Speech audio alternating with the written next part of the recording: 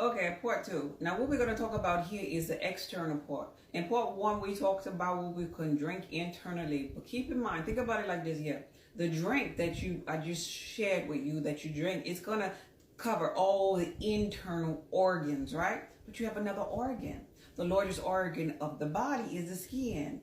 You know, this is why sometimes our vagina gets out of balance because of what we put on our skin. And let's think about, what do we put on our skin every day? Soap.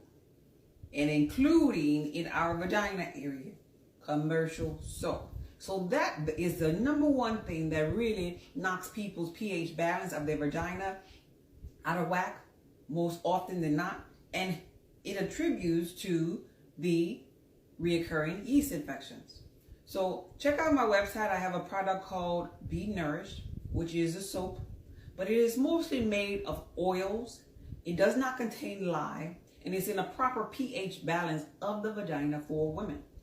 And I'm saying that to say, let me educate you on that. The commercial soaps are alkaline, which is too high for the pH balance of the vagina, which is slightly acidic. So your body, after you're taking a bath, your vagina after you're taking a bath, has to work overtime to get your pH balance back to normal, because you just put on it something that's highly alkaline when it is supposed to be acidic.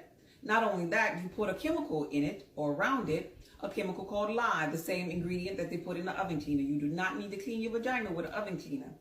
You need to stay away from commercial soaps or any kind of toxic soaps that go down there. The reason why I created this particular soap is to keep the vagina in balance and to prevent putting lye on my body and in my private parts area. But pay attention to this here.